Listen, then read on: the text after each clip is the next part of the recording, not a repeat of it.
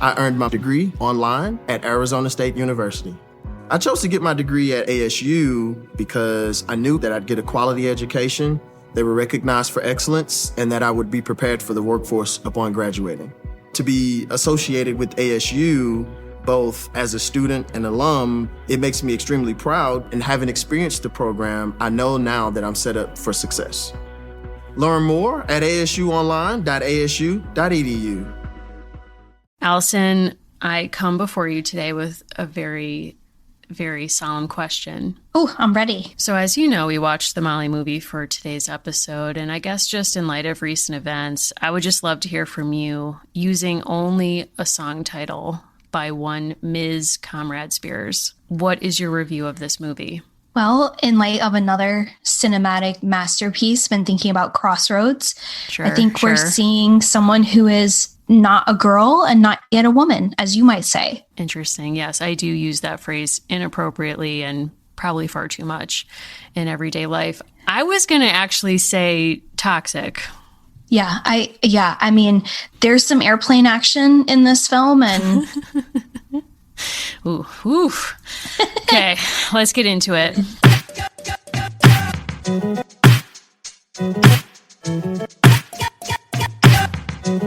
Welcome, everyone, to American Girls. This is the podcast where we're reliving the American Girl series book by book. I'm Mary. I'm still Allison. Still Allison. I have been waiting for this episode, these past 2 weeks. Can't believe we finally made it here. I'm almost speechless after having watched this film, and yet here I am with things to say. How are you?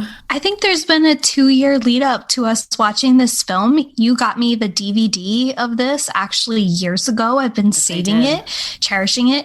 Did I use that DVD to watch it? No, I don't have a DVD player. Thank you so much, though, for the gift. I did not. You know what? You're welcome. That's on me. I didn't time that right. That's on me. It's with my CD-ROMs. So I, was thrilled to click that purchase button on a website that we shall not name. They don't need the free advertising. Certainly don't. It's been wonderful. I'm very excited to talk about it. I know there's a lot of news in the American Girl world, but, did I have to watch this movie thrice to fully absorb it? Yeah. Oh, wow. You put yourself through this 3 times. Interesting. I was screaming at various times. I kept saying to Anna, I don't know why Anna had the remote when I should have, but for my own purposes, I kept needing to pause this movie to take to take pictures. And as you know, we both live in captions on households, for this purpose. Yes. I love to pause a movie or a TV show, take a picture of what I consider to be a foundational line. And there were just so many in this movie that I was Anna, pause it. And we had to go back. And it was so I probably ended up watching it probably twice in the course of watching it once, but it's just stayed in my consciousness. Did I have a nightmare about a plane crash after seeing this film? I'll call it film. I'll give it that respect. Yes, I did. I think we've all just barely made it through to this film. I did ask our Instagram followers if this was the most iconic Molly film or the most iconic film of the American Girl universe. And folks were pretty divided. It was about as divided as the last American election, which is sad and scary. So close to 50-50. I'll share the full results. But if you said no, I asked you to tell us why. And for a lot of people, I have to give them credit. A few folks specifically mentioned Shailene Woodley, who's been in the news a lot. So I respect that. They also called out specific lines from the Felicity movie, it's not what you think. Okay, I was going to say, that is the most iconic scene, never mind an American Girl film, possibly in any movie I've ever seen.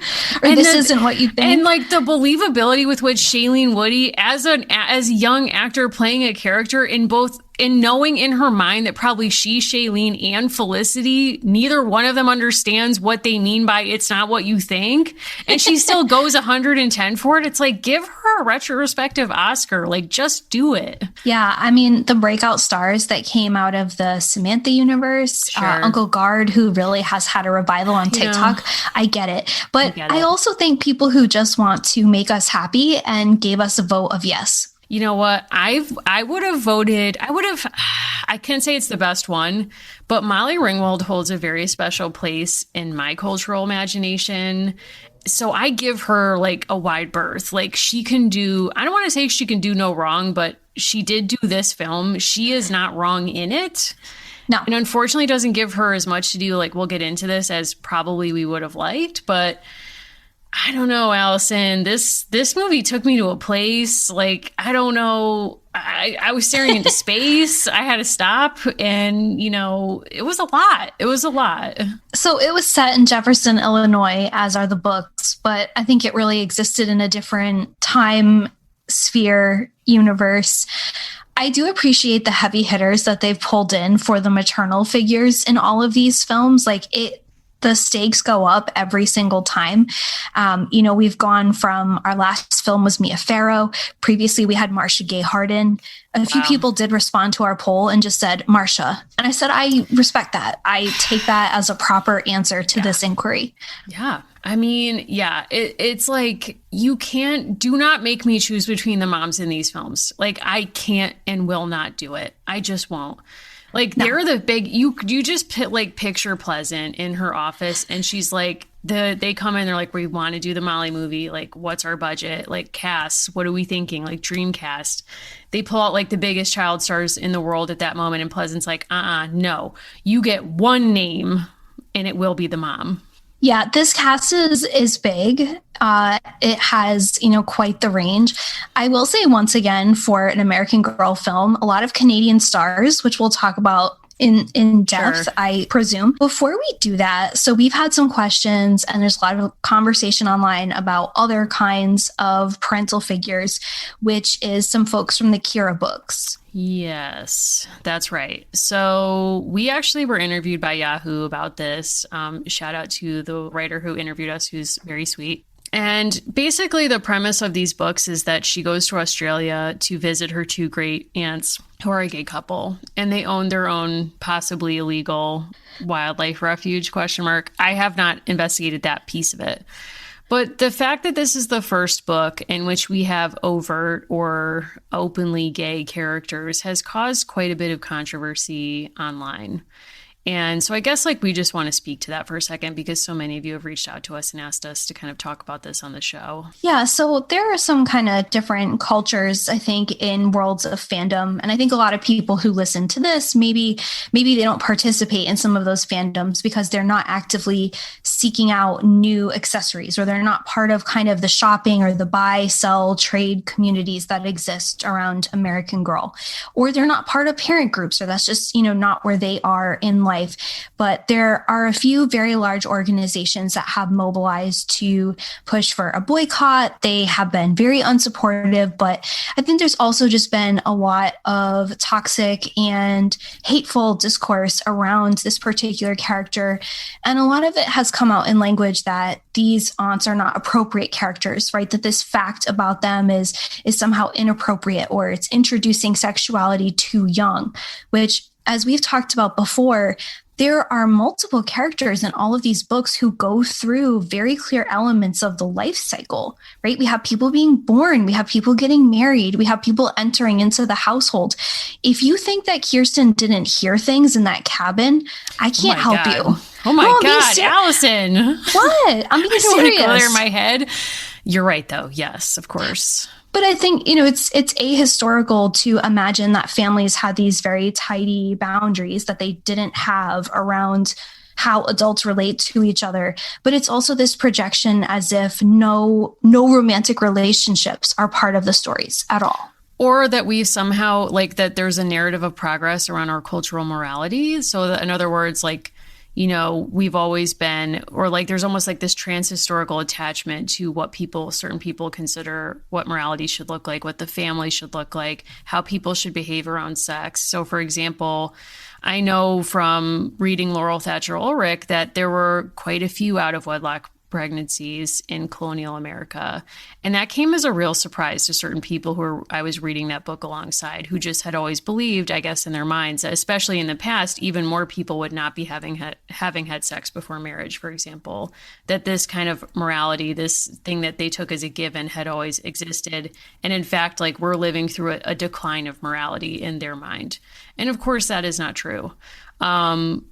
But I think this projection of certain people's cultural values onto what they think children can understand or handle is completely inappropriate and, in fact, dangerous itself. And I'm deeply not here for that. And when I first read this news as a queer person, I don't want to get too deep into my own history, but I think as someone who was a late bloomer in that part of my life, partly that was due to the fact that I was raised in a family where nobody talked about gay people. My parents were not homophobic, but you might say that by not making that a clear, by not making that a visible part of our world, by not openly talking about being gay as not only an acceptable thing, but affirming it and saying that would be great, or like that's completely fine, and showing us models of how diverse the world actually is, it really signaled to me that that was something I should be ashamed of or was not an option for me. So had I been a younger person and read in a book, not endorsing everyone should be gay. That's not what this is about. And it's about just showing the world as it is. And maybe a young girl, young boy reading this book might, something might resonate with them in that moment, just seeing those characters. And I so wish I had had that for myself. So to see these people criticizing that and talking about it as dangerous, it makes me deeply sad. It's also, I think, such a disservice in some ways to places where the brand has told rich and compelling stories that show that families look different for people, like thinking about the way that Nellie and her sisters are incorporated into a family that is very much what you might not think of for the height of the Edwardian era, right? Nellie is not living with her mother and her father. We don't even need to get into Uncle Gard and his life, but they are living with a young couple who have decided that they want to raise children that, they have brought in by choice to their family. Right. So there's all these models, even thinking about the way that Addie, creates community and thinks about family very differently.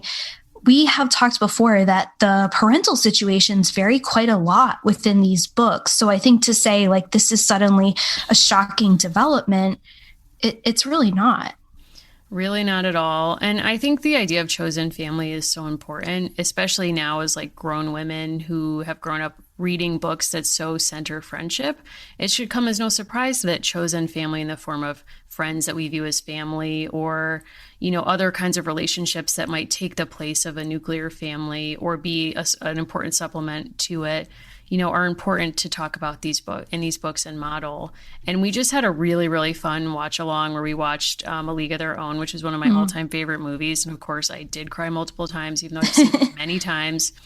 But, something that I was thinking kind of with sadness at the end of the movie was, there's no queer characters in that movie. And we know from the women who played in that league that they had what we would now call queer or gay relationships. So to not have that in that movie, even looking back, never mind that it's all white women, but for that one scene where a black woman throws the ball back to Gina Davis's character, it's this is why representation matters. And as we were saying off air before we started recording, it's not just representation of different sexuality or gender performance or identity or race or different economic standpoint. All of those matter so much. And it's also diversity in terms of showing women or young girls embracing interests that are not often gendered towards women, and how important that can be as well. I don't know. And the brand has done that in some ways. I mean, there's the character who wants to go to Mars, which, timely. We won't go into it, but, landed on Mars today. So, I don't recall there being as much controversy around a character going to Mars, except it may or may not have stolen the identity of an actual person, which is always bad and should not have happened.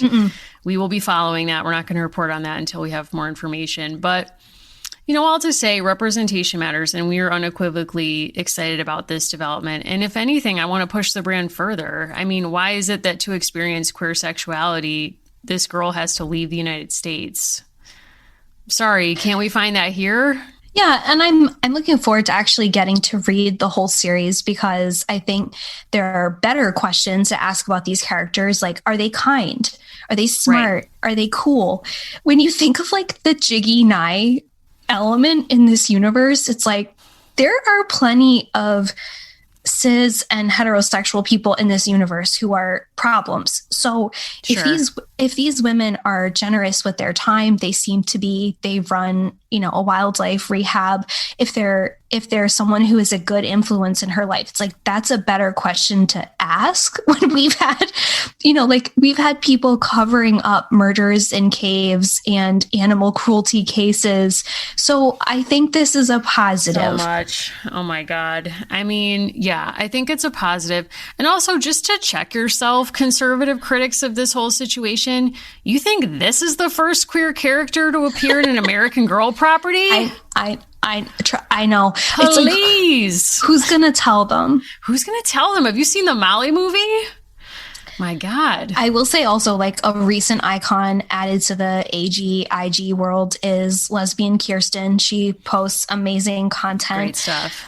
Very much appreciating what she puts out there. Samantha in Quarantine great keeps account. It up. It's like there's great accounts where it's like this interesting storytelling is happening with these remixes in the world. So even if you haven't gotten out there with Kira yet, there's plenty. There's plenty waiting for you. We can't wait for the Queer Kira account to jump off. Whoever wants to start that, I'll follow you immediately. Yeah, I mean, I can't wait to see where the storytelling goes and where the social media storytelling goes, the fan accounts, all of it. Excellent. Like, I would do that, but I'm not qualified. Allison. Okay, we can talk about the movie now. This episode is brought to you by Podcorn. Podcorn is a marketplace connecting podcasters to advertisers for native podcast sponsorships. What does that actually mean? Well, for our purposes, it means that we don't have to run ads on our show for products and services we don't believe in. We take this community really seriously, so we've in an ongoing way been trying to match with products that actually meet our mission and our values and are things that we're proud to support. So Podcorn has been a really wonderful service where we've been able to log on to their site and find a bunch of advertisers who want to work with us that we're excited to work with as well. If you're a creator and you're looking for brands that you might want to work with, Podcorn is a great option. They have a marketplace mission to give podcasters transparency, creative freedom, and control, and you never give up exclusive rights to your podcast. Click the link in our show notes to learn how to sign up and to learn more about Podcorn. That's right. So just head over to podcorn.com and get started today.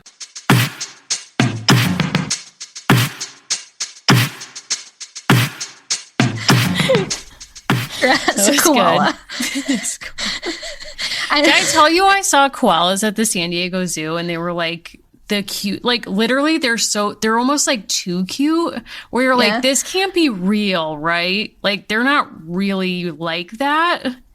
I think they are. They are. It's like, I think they are. God. Wow. You sent me with that. So I will give us the kind of quick overview because there are things that happen in this film that are different from the overall arc of the books. As always, there is some remixing, there is some differentiations in timeline, in terms of like book versus whatever. I've been doing some homework with Molly supplementals. I will bring that in. I will help explain a few things, but to start, American Girl on the Home Front takes place in Jefferson, Illinois in 1943, and Molly McIntyre, played by Maya Ritter, and her other friends in the third grade are obsessed with movie stars and their lovely teacher, Ms. Campbell, Sarah Manion. Molly's world changes when her doctor father, David Aaron Baker, enlists and her mother, Helen, Molly Ringwald, takes a job in a machinery plant. Emily, Tori Green, a young English evacuee, comes to live with the family to escape the London bombings and brings her personal stories. Molly gets a firsthand understanding of the need to sacrifice. She learns to empathize with her street neighbor and Emily, and family support takes center stage. Molly has determination to be crowned Miss Victory, the lead dancer, despite her lack of obvious talents. I chose to go with not a producer summary, but a summary from a website for parents because they also give talking points for children. My cat was not interested in hearing these, but I was curious. I was curious how teachers or how parents have kind of incorporated this film into discussions about the war or not. Got you. Yeah, I don't even know. Okay, it's important in light of our just recent discussion that we note that this movie literally opens with Molly like cooing over female movie stars in a movie theater. Yes. And if you watch the trailer, which is not exactly a trailer, it is focused on her love interest, which is Miss Campbell. And the way that she is kind of fixated on this notion of her teacher getting married to this soldier and whether she's going to get to be a bridesmaid. Like in this film, Molly is equally invested in two roles, one of which is this bridesmaid slot, and the second is Miss Victory. And she's like, I will stop at nothing. She's literally like, I will throw everything I have at both of these goals. She is so extra in this movie. It is like beyond my comprehension. And I just need to say that there's a scene that literally made me scream and I had to hide under a blanket until it was over. And that's when Molly and friends are in the soda shop and they're having a soda at the counter. And her teacher and her fiance, which, you know, difference from the book number one, we meet this man. We do. They're in a booth and Molly's like, oh my God, like she's so beautiful. Like, don't you just imagine her wedding sometimes? And you're like, oh God. And she starts like pretending to like be her teacher or like telling her teacher what she would do if she was a bridesmaid in her wedding and like playing this whole scene out, not realizing the teacher has already started walking over to her. And then the teacher's like, wow, you deserve a place on the stage. Like, you're so theatrical. And Molly's like, ah. So there's a few things, and I think like something that's symbolic of other elements of the film. Molly, as we all know, has a beautiful red bag that she brings to and from I knew school. you were going to lead to. I knew you were going to lead with this. Yeah, because this really bothered you. Yes, it really bothered me. Yeah. So there were many ways in which I felt as though this film didn't necessarily take elements of the Molly stories and make it its own. It was like, we need to rip her from the headlines, so to speak. Her bag is so cartoonishly large and has a massive see-through element that says Molly McIntyre. She's going to get kidnapped because a man 50 feet away could read her name on this satchel. And it really bugged me. This is when I need to pull you back because I feel like your true crime podcast listening and your true crime reading and your documentary viewing and all of it that has almost landed you to a place of like you could qualify for the FBI at this point. Like you're not an accountant or a lawyer. I think those are the entry requirements, but you could get there. And I feel like I did not clock that when I was watching this movie. It didn't bother me. What I noticed was I actually felt the material was historically inaccurate. I felt like she would have had different cloth or like something not as loud and something that was more about being durable, perhaps even leather. And smaller. And I don't know if that's accurate or if that's just my vibe that I'm projecting onto this, but that's the only clocking of her bag that I did. I don't know how you feel about that, if you're offended now, but I'm just... No, I do have to be pulled back. There were elements of this that felt like people were putting Molly cosplay into effect versus Samantha, which I felt was sincerely its own kind of product in a different way. Like the wig work raised some questions, I think, for all of us. Of course. But I think there's something about Molly because she's so much closer to our present time. I was actually reading through the IMDb list of errors in the film, and people were pointing out that there was not sufficient set work done. I feel like Grip, who worked on this film, went and wrote this. It was like there was not enough done to the set, and it was like any clown who watches this movie will see that the street signs and the business signage is not appropriate for 1943 and that Molly's shoes are not appropriate. I just want to say, if you've been sending me photos of your doll saddle shoes and or shoes that are for sale, thank you. Wow. See, the difference between us is that you want to buy doll saddle shoes and I want to wear like adult size saddle shoes. Yeah. And I do.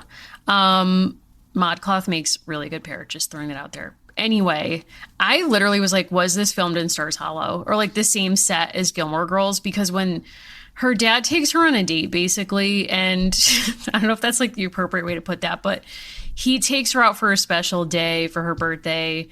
and they end up at a gazebo watching a band play, and that gazebo looks like the iconic Stars Hollow gazebo, to the point that I was like Googling, is this like that? And it's not, but it was so convincing to me. I have a theory. I have many theories about this movie, but one of them is I think the timing of this film being made actually affects a lot of the choices that were made in it. Allison, please stay with me. Now, did I do research about the central part of my theme, my theory? No, I did not. But here it is. This movie came out in 2006. I believe that's round about the time Mean Girls came out, if not slightly after. Okay. My theory is that they had to completely reframe Molly's narrative to make her more of a victim, or so that we would sort of like empathize with her in a way that you would perhaps not in the books. And in order so that you would sort of be rooting for her, which I think is actually a misread of the audience, because obviously we were all rooting for her from the books and we just lived through that. We're actually like, Molly was kind of aggro at different moments to people who didn't deserve it necessarily, including Allison, who is a very sweet, innocent, well-meaning friend who Molly like convinces her other friends to like literally hide from when this person just wants to invite you over for a party and a play date. Like at every turn, people are trying to like not come at Molly sideways, and she's like, "How dare you?" basically. And the real conflict in the books is Molly versus Molly, and in the movie, it's like circumstance versus Molly. Like Allison is actually a mean girl in this movie. Yeah, and I'm just going to say this because obviously no one else will. The Brad erasure is not okay. Brad was needed. What the hell? Sorry, we get Rick or Richard or Ricky or whatever branding we've left him with, but we don't get Brad and his wondrous like questions from nowhere. So something that Molly and her brother have in common in this film is neither of them can read a room. Oh my God, no. So when the family, so there's some critical things that are different, and you don't need to dwell on them, but I think it does matter for this. The film starts with the family all living together and with Guilford being a very visible neighbor. And we learn two things kind of right away. One of which is that Guilford's son is serving and that she misses him very much. And they're obviously very close, and that she is a single mother. And we also learn very early, but he waits until after the like father-daughter dance that they have by the gazebo. He waits to tell the family that he is actually going to choose to serve, that he is going to go away to serve. So we see him leave and watch him come back by the end of the film, which is a pretty important difference. Huge difference. They also render the mother a very different kind of character because, again, book one opens with like the turn-up scene and with Guilford just kind of being part of the family. She gets introduced as a caretaker gradually. And instead of the mother being part of the Red Cross, she chooses to take on a factory role. And yeah. I mean, we need to back up here because we've just covered a lot of ground. I have. Point one, Miss Guilford, the glow up that she experiences in this film is absolutely insane. She came on screen and I was like, wait a second. They were like, oh, like Miss Guilford. And I was like, pause, not to take a photo. I was like, that's Miss Guilford? You know, I've been clocking these portraits in these books, Allison. And like, yeah, there was a weird shift in one of the books where I got the older illustrations and everyone got a glow down basically and then came back. But throughout, this woman has been like Twilight years. This is an elderly woman. Miss Guilford steps onto the screen and on my screen a couple nights ago, and I'm like, this woman is beautiful. Who is this? And they're like, hey, Miss Guilford. And I was like, excuse me? And she's I literally, like a peer. She's a peer. And I was like, Anna, this woman is like gorgeous and like the same age as Molly Ringwald. And Anna was like, what are you talking? Like Anna was like kind of, I don't know if she was with me on that. And I think I like took her by surprise with that. Maybe took myself by surprise, but I wasn't prepared for like the age shifts that happen and carrying that theme forward. Mr. McIntyre, that actor, I've seen him in many different things. He does not have any silver gray hairs, nothing. He has like basically the like Hollywood version of like tips, like Frosted Tips, or like, when you were a teenager and you did sun, and I was never brave enough to do that. I wasn't allowed. Yeah. My brother Rick, who is as extra as Molly's brother Rick, did do that. And they basically did that with him, but for silver tips. And I was like, why are we aging him? And is that because we want to make him seem old enough that he wouldn't have been drafted so that you would believe that it's a choice? I'm not sure what they had going on. I think they wanted to really signal like that he's a well-established part of the community. Like he does have an older feel to him.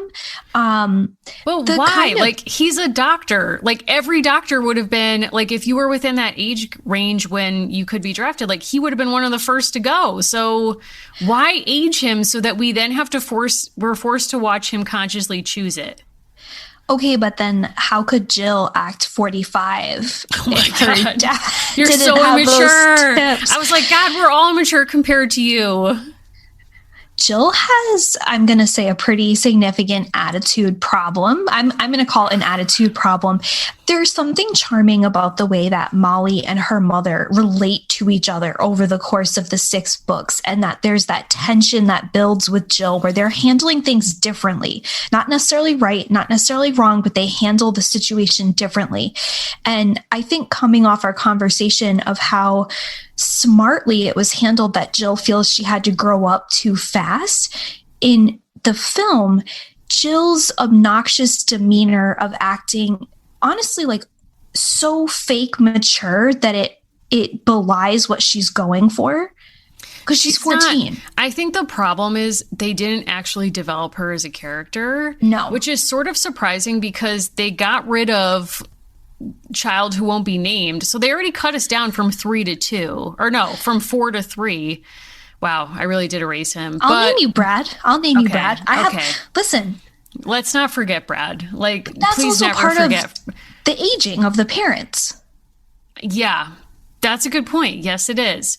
But my point is, if you're cutting down from 4 to 3, then surely we have enough time, because Brad's gone. Like, you can throw a little bit more development at Jill. And instead it's like she's reduced literally to a caricature of like teenage narc who just keeps accusing everyone of being immature by comparison, including her mom. And it's like, what is the point of this? Like, so I have 6 pages of notes and then I have headlines. Here's what I wrote at the very top. I also have 2 pages just on Molly Ringwald for other reasons. Of course. I put Brad erasure. Mm-hmm. Jill intensifies. Yep. Guilford glows up, has a cat, Big which time. was notable because it's orange yeah. and it's really cute. And then I put Power of Casserole. Okay, that was a really, I wrote this down in my notes, which are notably not 5 to 6 pages. And, I just have my own feelings about Molly Ringwald tattooed on my heart, but not taken down. But when she says at one point, what difference would a casserole make? That stopped me in my tracks. It actually, I found that very emotional, because I actually think that scene was really good at communicating that, like, when we don't know what to do for people, we try to go for something tangible, right? And this is a way that we try to communicate something. I don't like casseroles, so that to me spoke to me on like a spiritual level where I was like, correct, I don't like casseroles. Yeah.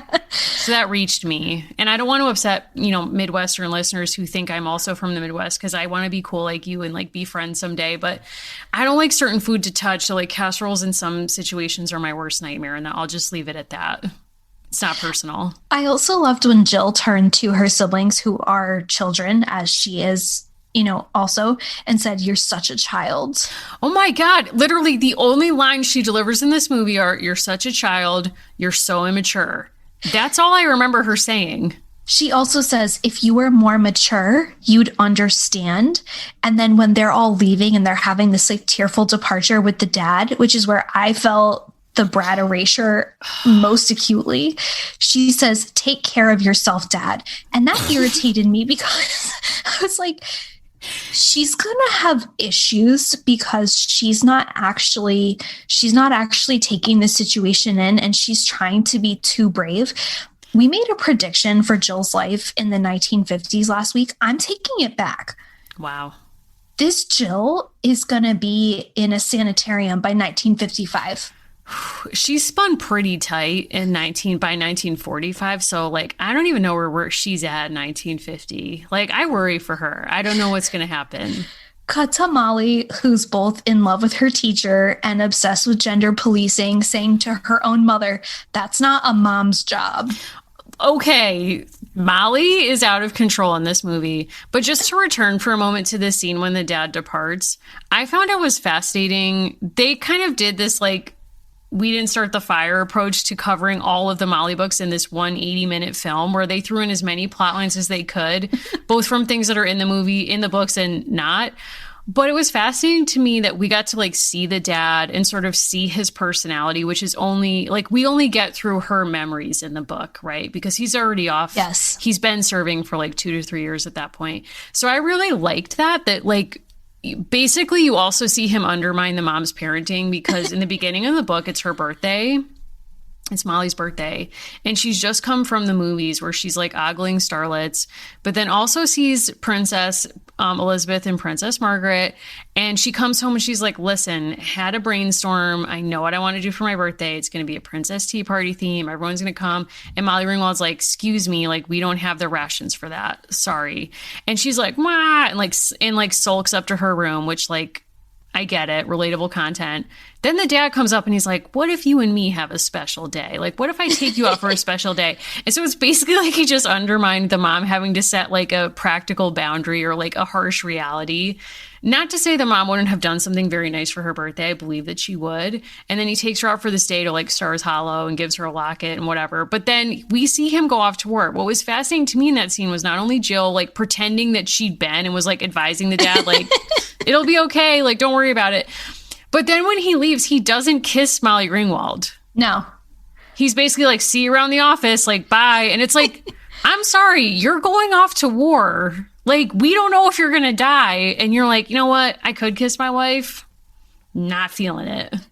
But I think I also projected a very different kind of love match and relationship between them so in the Molly books, when she receives the Red Cross doll as a Christmas present from her father, and we learn that like he's found a way to communicate, to turn on the radio, there's like a cute romance between him and the mother, thinking of like him as someone in the medical field, thinking of her as someone in the medical field. And, you know, like Molly is both of their favorite child and like all this kind of cool, like cute energy. In this book, he's like, you're my North Star to his daughter. He's like, you're it. He's like, you're the one. Just you, girl. That's it. You're the one.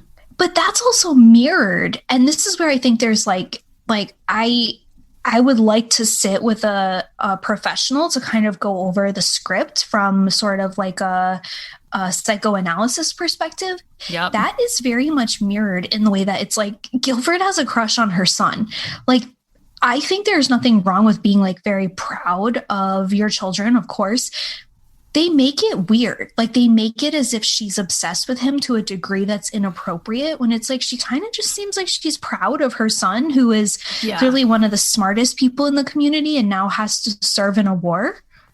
It's very weird where it's like there is a thing with wartime where children are forced into adulthood in certain ways and adults sort of become children, like through fear or circumstance and whatever. But like there's something like, I agree with you. Guilford is not weird in her presentation of her affection for her son. Like the way she talks about him is just very like casual, but you can tell she loves him, but it's not weird, where she's trying to make Molly eat the turnip and she's like, my son loves turnips. And it's not like, oh my God, my son, he's like the most like beautiful person in the world. Like he's like the smartest person. I'm obsessed with him. Like he also loves turnips. She just was like, it was like exposition. They make it weird in the movie. And the McIntyre family does not have a sense of like how things should be, to the point that, to your point about Jill at the end, it really struck me when we get like a sea of telegrams in this movie. Yeah. Like Western Union is so busy coming to this house. Like you wouldn't believe it. It's like dad's missing. Dad's declared missing in action. Dad's been found. He's on his way home. And when we get the last telegram, Jill, oh my God. Mrs. McIntyre takes the telegram and goes to sit down in her chair to open it. And she's like preparing for the worst. And Jill's like, do you want me to read it? And it's like, no one has asked you to do this. Jill takes it way over the top. One of, I think, the most fascinating lines in this film, the young actress who plays Emily Bennett, she was given like a stack of those Keep Calm and Carry On posters and was like, this is the headspace. Like, dig it, really vibe on it, get into it. When the family is like deeply immersed in fear and this possibility that they're going to have grief right around the holidays, she deadpan turns to them and says, it could be fine. And this poor kid. Notably, this is after they are in third grade. Their spelling bee was interrupted, I would say, in a completely oh my God, unnecessary, traumatic intervention. So traumatic. Molly and Emily are vying for first place and they're going back and forth. And Miss Campbell gets interrupted and then is like full body heaving sobs at the news of the death of her fiance. We couldn't wait. Okay, this actually made me want to, I didn't have time to do this research, but I did want to do some research because this was the second instance of this we've seen this week. So for those who joined us for the League of Their Own Watch-a-thon, you know that there's or if you've seen the movie, you know there's a part of the movie when Betty Spaghetti is told that her husband George has been killed in combat. And it happens when the Western Union guy shows up and he's like, I got a telegram for one of you gals. Like, ooh, these are the worst. I hate delivering these. And he's like, ooh, you know what? I don't have the name of the recipient. Got to go back to the office. And Tom Hanks like famously grabs the telegram and like shoves the man out the door. And it's for Betty Spaghetti. Then in this movie, these girls are vying, as you're saying, Miss whatever her name is a judge. And this other like goofball guy, administrator, I guess he's the principal, is sitting next to her. And the Western Union guy goes up to the man first. And he's like, hey, I got a telegram for like this lady. And that principal makes the decision to go pull the teacher aside in front of the auditorium. They're like just to the side and like they all tell her, and she of course loses it and is escorted out.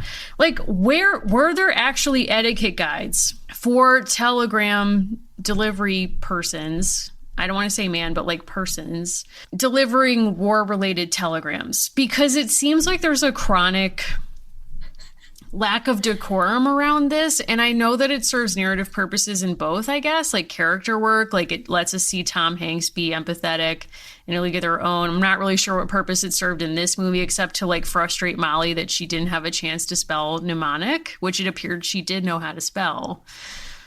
I don't know. I need to know if anyone out there knows what is the deal with delivering bad news. Like during World War II, where are the training manuals on going to someone's door with like a killed in action telegram?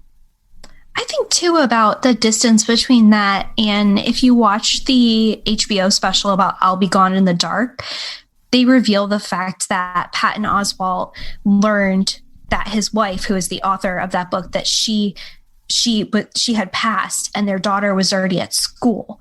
And the principal called a meeting with Patton Oswalt and said, you cannot tell your daughter this while she is in the middle of the school day, because she will forever associate the trauma of receiving that information with school. Mm-hmm. And cut to this film made in 2006, where Molly is literally trying to spell the word and they're cutting back and forth between her messing up the spelling, asking for it in a sentence, and Campbell full body heaving. It's so bizarre. It's so bizarre. It is so bizarre. And something that's kind of weird is like, because we've met her fiance in the beginning of the film, it hits harder. It hits harder because you're like, well, I've seen him. Like, even though you're like, this is a movie, it's fake, whatever, there's something about this dramatically where you're like, well, I've met him. And so when she gets that news, like, it punches you. And then when it really came back for me was when, spoiler alert, Molly wins the Miss Victory competition. She gets to do the tap solo. We'll get to that in a second. Afterwards, when her teacher is with Miss Guilford and Miss McIntyre, they're like, oh, where's Molly, to Emily? And she's like, oh, I don't know. Like, I last saw her on stage. And it turns out that the dad has returned to see her in the performance. Like, the very thing she dreamed of in the book happens in the movie. And he, like, she comes out with the dad, and then Mrs. McIntyre sees the dad. And again, they hug. I don't think they kiss, like, whatever. But the camera lingers on the teacher's face. And that punched me too, because I was like, oh my God, it's like this beautiful moment of reunion for this family. And it punches you because she'll never get it. And Molly has to put her glasses on, as we famously learned, right? Like, Molly felt like she couldn't perform with her glasses because it wasn't part of the look. Like, she needed the curls. But I felt like there were moments where sort of like trauma was like jerked into the story. But something I really missed was, I think there were moments where Valerie Tripp throughout the 6 books made the war feel solemn. And I think like one of the places where that was most effective that I really missed, and I understand why it's not in the film because they're trying to reach a very broad audience. Nonetheless, I think the scene of Molly's family at church worshiping and praying and being really afraid, and that being a big part of their Christmas, I think was just a lot more effective for me emotionally and those visuals than collapsing Miss Victory with Christmas, because it was like very tidy. It was like, okay, we have a show and we have Christmas and everyone's happy. There was something really profound about Molly's mother, especially like having to get them all ready for this big event and just feeling really sad.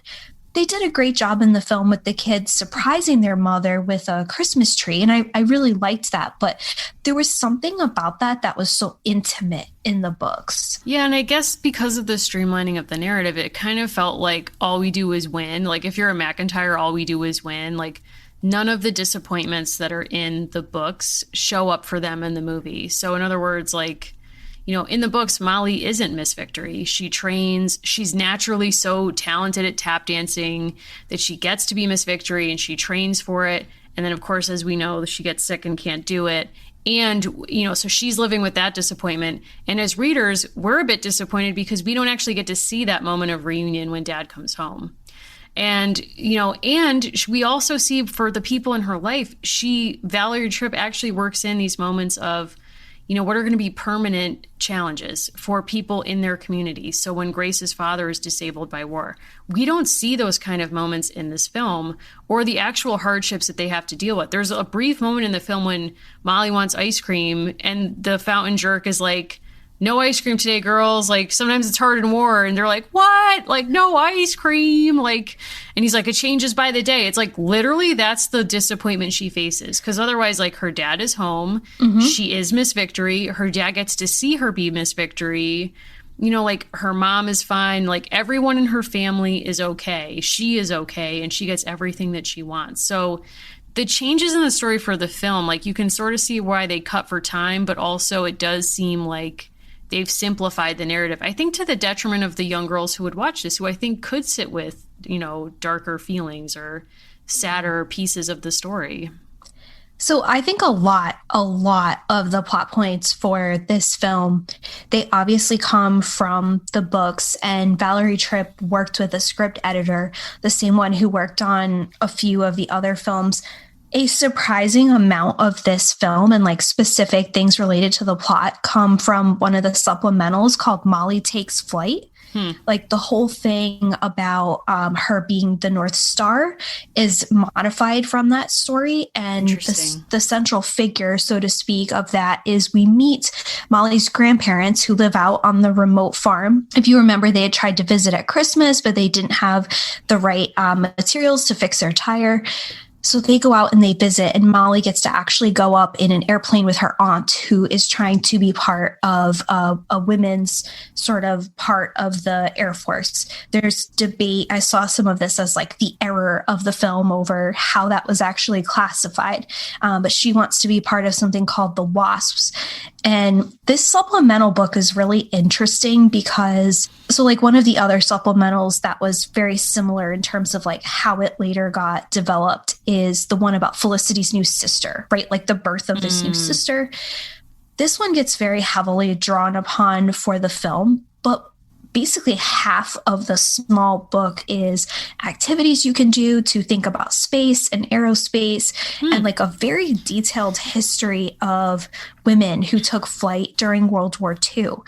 And it's kind of interesting because the aunt is actually a pretty important lifeline to Molly. We learn that she's someone that she really connects with in the film. And that came out of nowhere for me, but that seems to have been established mostly in this one supplemental. And I wonder why they did that. Is it because maybe they thought we were all too familiar with Molly's stories? They were going to spice things up with this supplemental? Is it because this movie came out during kind of a heyday of World War II nostalgia and they wanted to sort of American girlify it by introducing like where girls, air quotes, or women fit into this narrative in a different way, which is like through the waves or wasps in this case. I don't know. A big difference I was thinking about when I was looking at so when the books were written, the Cold War wasn't over. And when the supplementals in this film were made, the Cold War sort of was over, but the United States was waging other wars in the Middle East. And something I was thinking about a lot is the way that when Molly goes to see her films, she's exposed to newsreels of what's happening in Europe and what's happening with the war and the war effort. And I kept thinking, that is something that has been changed but so completely normalized. I can't think of a time as a teenager and a young person where I didn't see military recruitment right before I saw a film. And if you were seeing an action film or if you were seeing certain kinds of things, the way that was completely intensified. And I think that is one of the big differences of when these books were being written, there was still this kind of ambiguity and tension around some of the allies and long-lasting consequences of the war. And by the time these products were being made, there's this unabashed militarism, this very intense exceptionalist narrative. And the way in the film, honestly, it was disappointing for me because I thought, the Red Cross work is really cool. They went very sort of conventional in terms of what people think about what's a valuable, air quotes, woman's contribution. Molly Ringwald's character Helen goes to work in a factory and she makes engines for airplanes. They then introduce a sister who's a pilot. Her father goes off and is exposed to bombings. But those kinds of nuances of Molly trying to learn about scrap completely gone. Even Guilford really mostly being valuable as a character because her son dies in war. That's not how she is in the books. It's very strange. I do think your point about this movie coming out after the Iraq War and Afghanistan, being a couple years into both of those conflicts, which are, of course, still ongoing, I think it really matters because I think Aunt Eleanor becomes more important to the story if part of what you're trying to do is impress upon maybe young girl viewers that serving our country is a valuable service, as a valuable act of citizenship or patriotism. Then the closest you can get in World War II for female, what looks like military service is, flying domestically or flying in the service in those ways that maybe perhaps her aunt did. Also being a parent, a mother who's willing to lose her son if it's in the national interest, a la Miss Guilford, or, working in a war industry. And of course, that would look very different now. But, those are the three. And as you're saying, it's a very limited imagination of what being a good citizen or a good community member would look like. And I do think there is a lot lost in not having the Victory Garden or the trying to create scrap, or the Red Cross work even, which is about mutual aid, but in a non-militarized way, which I thought actually was really cool. And like you said, built that bridge between the mom and the dad in their wartime service and being in a medical field. And also adds greater meaning to Molly wanting the Red Cross nurse doll because she wants this version of her mom who's a model. I think a story that I think just isn't told very often, so people just don't really know about it. I've had, at other jobs, I had an older coworker who was telling me about the very real fear when he was a child because he lived on the coast and they would see boats pop up and wondering if they were German and, having people in his life having living memories of U-boats from World War I. But the way that he and other kids would literally go around and pick up scrap, and the way that they would, what we would think of as upcycle or recycle textiles. And the thing that I think was confusing to me visually about the film was the way that it felt like the war was like a really well-funded bake sale. When you think about the sort of gatherings they had downtown around the gazebos and the Bond drives and the Miss Victory, like it just felt very robustly funded because there is a reality that, like with more recent wars, service people are not compensated very well, but the actual apparatus of war is very well funded. There's something lost in not actually showing people who are really going through it. And I think it makes what Guilford is trying to do, like obviously it is sort of undermined by the way that Molly is in the first book, where she doesn't want the turn up, but it kind of makes her seem like an eccentric, right? Like she's trying too hard to be invested instead of, no, she's like meeting a real need in this community.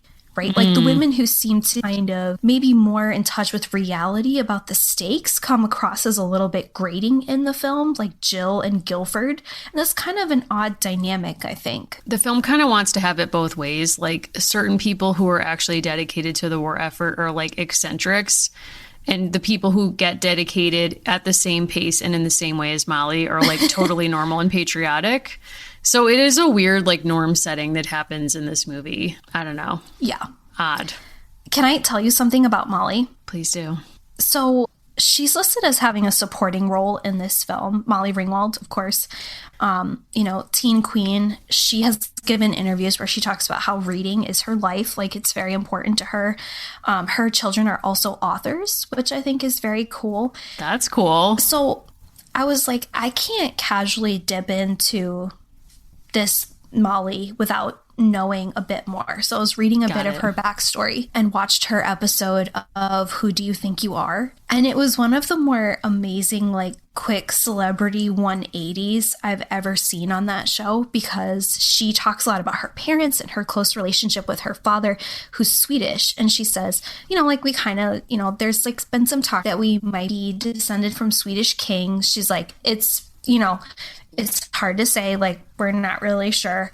So what she ends up learning, actually, is that her great-great-great-grandparents lived in a mining community and, like, barely made it by.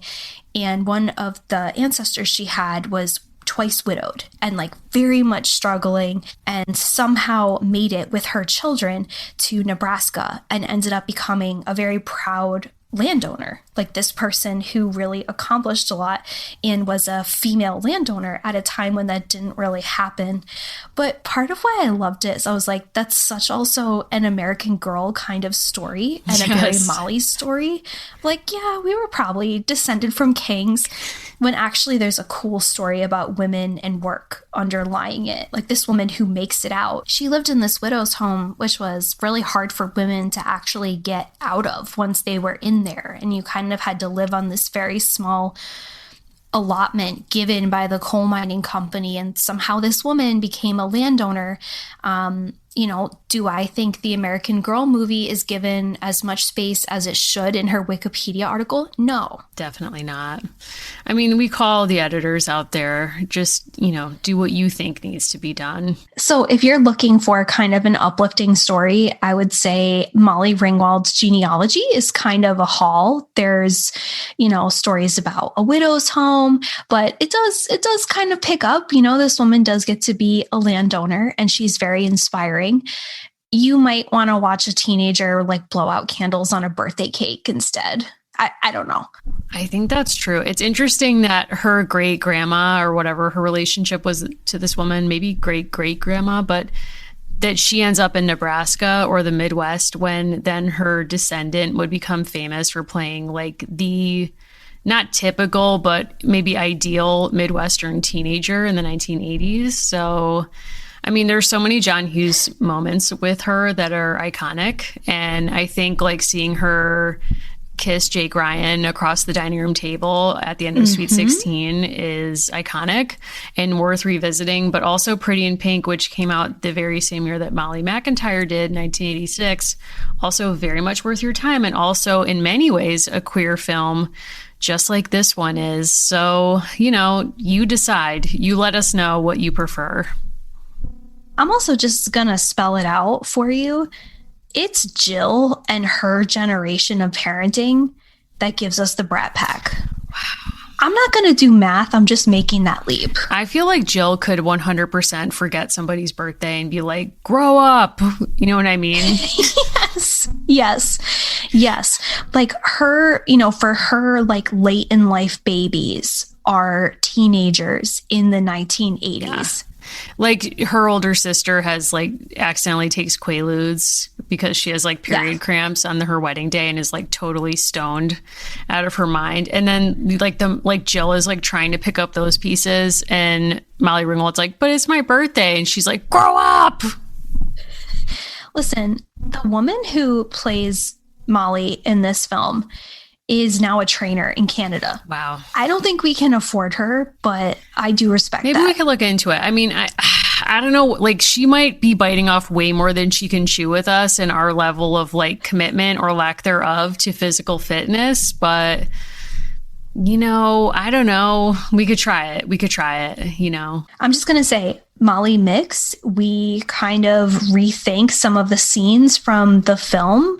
We maybe do a light tap dance at some point, and we do a little jazzercise through the ages. I mean, I believe that. Like watching those tap scenes, I was like, I feel like I could do this, guys. Like, buy me some tap shoes. Let's do this.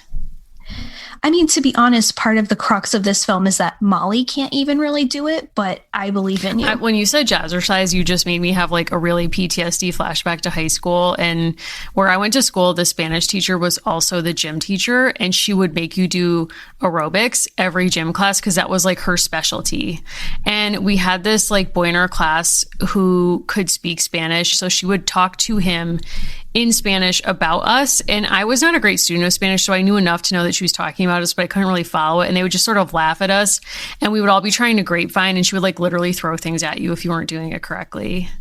It was combative. That's all I'm going to say. So like, I don't know. I've yet to like do jazzercise again because it was so traumatic for me, but it does feel like it could be fun. I don't know. Yeah. Zumba feels like too much chaos, and I can't handle that right now. So I don't know. That's it. I think Molly's granddaughter would have a Peloton.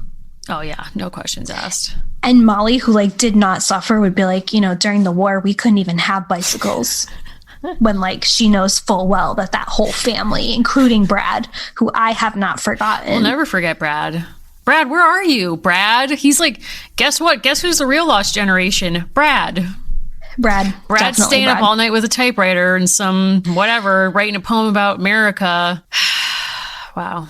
Brad is going to be in some hazes by the late 1950s. Brad's We're going to lose Brad for a little bit. Brad's not okay. Brad is not okay, and Jill is going to be like, I told you so, but no one is going to want to hear it from Jill. Jill just is going to wear a t-shirt that says grow up. Yeah. I want a t-shirt that says grow up, ! Jill is in a Facebook group right now as we speak. Jill's favorite TV show of all time is Family Ties. Yes, it is. Yes. Amazing. Wow. Mary, I don't know. If people want to like connect with you over Molly Ringwald, Britney Spears, all the greats. I will say, like, having had this conversation, I feel like I want to revise my answer and instead say Lucky is the song that I think typifies this movie. Wow. Just going to leave that with you. She's a star. She's a star. Whew. Anyway, I think about that music video way too much. If you would like to message with me about Britney Spears, about this movie, about Molly Ringwald, about literally anything, all the ways that Sweet 16 or 16 Candles is actually has not aged well in many ways, you can find me on Instagram at Mimi Mahoney or on Twitter at Mary Mahoney123. Now, Allison, if people are dying to know what else lies in your 5 to 7 pages of notes about this film and Molly Ringwald as a person, where might they get in touch with you? You can find me at Allison Horrocks on Instagram and Twitter. You can also reach out to the show at A Girls Pod on Twitter or American Girls Podcast. Can take a journey over to our website where we have everything from additional resources to check up on, links, actual episodes, all those kinds of things. And that's also where you can find our phone number and P.O. box. And we don't pick up the phone. We don't. You can just leave us a voicemail. Don't panic. And we just want to say we are approaching our own 2-year birthday. And we are going to be releasing a very special episode. Yes. So look forward to that. Our pod birthday is February 28th, and that's likely when we'll release it. I love it. Thanks so much for listening.